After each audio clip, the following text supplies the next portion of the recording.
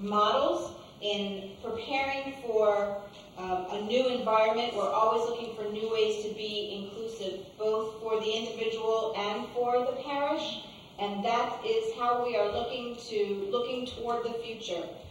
Many of you have shared such positive and wonderful stories of where you are now, but just visioning where we can go from here.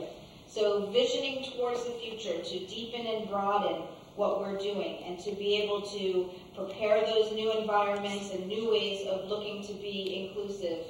And that idea of being inclusive is both for the person with disability themselves, their family, who's also welcome. You open the door to one person, you open the door to the family, but also in formation and evangelization to that parish, and how that parish can learn more of what it means to truly be the body of Christ, and to have all there together, one Lord, one baptism, and what that means. A lifelong faith family, in knowing when that child kind of is growing up and is in their teens, they can continue to be involved. Maybe they can be a peer mentor, which Larry Sutton explains so beautifully in his book, and how kids can walk with one another. We have, in Washington now, we have one young woman who is deaf, who was confirmed last year, and now she is going to be the peer mentor for a 5-year-old little girl who is deaf. And so she has ripped right into keeping her involved, so we don't lose her once she has come through what the formal formation is all about. So providing a lifelong faith family, where someone is valued and needed, has a job, has a task, has a role, all the way along. And not just the catechesis, but that sense of belonging. You really need me to be the catechist for that little 5-year-old girl? I belong here? You want me? The value in that, and just the dignity of saying to our participants, to the people that we are bringing along, don't go anywhere, we need you with us. That whole idea of being affirming and affirming the dignity of their value and their being an Imago Dei, that they are the image and likeness of God, and without them with us, we're missing a huge piece of who we are as community. Maybe that is parish-based. I've heard some wonderful stories about fantastic things that are happening in your parishes. It is just astronomical what is going on. And just to hear the stories in this room, we are all leaving enlivened and with new ideas.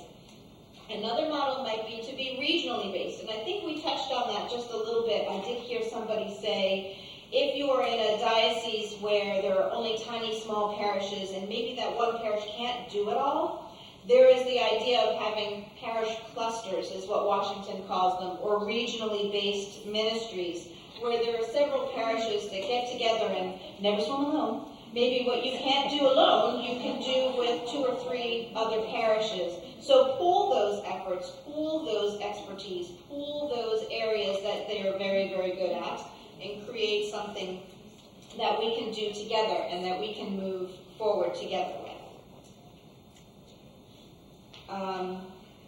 Autism pew cards was one thing that I just wanted to mention while we were here at Models. One of the things for the parishes, we in Washington do have pew cards, and they really are maybe 4 inches wide, 8 inches tall. They're cardstock, and we leave them in the foyers of all of our parishes all the time, and it's a hey, did you know? Hey, did you know? And simple, quick facts about autism and what that means and what you might expect.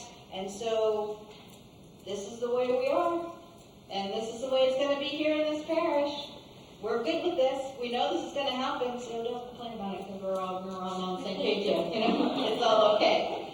And it's not just an autism pew card. Different ministries, you can create a whole deck of cards. We have some for vets. We have some for mental illness. We have other cards that we use throughout the year. But the autism pew card is definitely like the hot ticket. It seems to be flying out everywhere, and parishes are always asking for more. So this is definitely an area of need. If anyone is interested in learning more about those, we share them with anyone who wants them. So if you are interested in any of these pew cards, it's a Word document. I can send you the Word document. on email, and where we have our local contacts and local information, just switch it out for your own information, and please use these cards. I mean, these resources are meant to share, not to keep to ourselves.